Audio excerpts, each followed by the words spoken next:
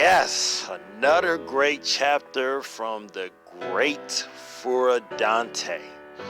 Now we are introduced by the Buy Me Beer Bros, who are going against Hinata and Oikawa. And of course, since they just started volleyball, they're not going to do as well. You know, Oikawa tries to do his serve, the wind affects him, ball basically messes up on their side of the court, they lose a point. Now the match drags on, the author doesn't show it. It does show that Hinata and Oikawa eventually had to pay those individuals, so we can assume that they lost the match to whatever amount of points they were supposed to go up to. Now sometime, after all this happens, Hinata compliments Oikawa's toss. Because, in this show, in the anime, Oikawa is an amazing setter. He does great things with his setting skills.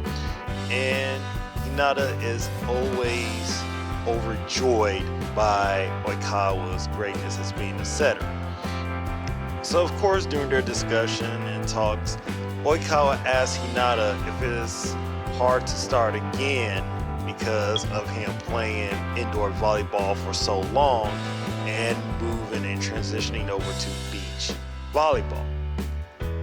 Hinata, as he always does, responds in kind that he's happy that he's starting over because he loves the feeling of able to doing something. So he never knew how to do this thing that was beach volleyball, but once he understands it, once he's able to attain that skill, he's overjoyed. Now what ends up happening is that after the match, after discussion, Hinata returns back to his apartment and sees his roommate Pedro reading manga. Now that particular manga is One Piece. Hinata strikes up a conversation about One Piece by going to his room and getting his manga, and they discuss their favorite characters. I'm going to talk about that more by the end of the video. So Hinata and Oikawa face the Beer Bros again, and both Hinata and Oikawa become more acclimated to the win for beach volleyball. More importantly, by the end of the chapter, Oikawa remembers why volleyball is fun. Now, here are my personal takes for this chapter and moving forward. First off, we already know Oikawa's serving in the beginning was bad because of the wind, as well as Hinata's serving and Oikawa hitting the ball, making them lose a point. That's all because of the wind. What I see going on into the future with future releases of the chapter is that the wind is going to be a large focus for Hinata, Oikawa, or anyone else playing volleyball. It's not going to be a closed environment like indoor volleyball.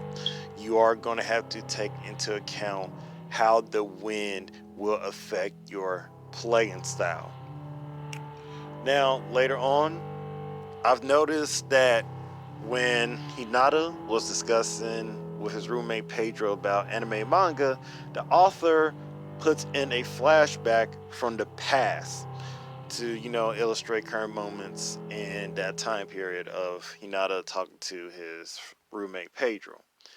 I believe Furadante is going to slowly release info on what happened to teams in the Miyagi Prefecture, such as Karasuno, Danteko, Abu Josai, Shiratorizawa, etc., you name it, throughout the future releases. Because ever since this time skip, it seems as though that for every chapter, we just have that little snippet of a flashback or some info from the past from any of the characters, such as Hinata, Tobio, Oikawa, all that jazz. I think it's going to be great because all the questions we're going to be asking, or we're still asking right now, such as who won the inner high during that time Karasuno lost to Camel Medai, who won the internet after that? What happened to the other teams? That's going to be answered in addition to the development of this final arc. Anyways, that's all I got to say about this chapter. It's a great chapter. I would like to say that if I had to give it a score, it'll be a great usual 8 out of 10. You know, it's going on, it's just continuing, but I'm sure more exciting parts will come up, and that's all I gotta say. Peace.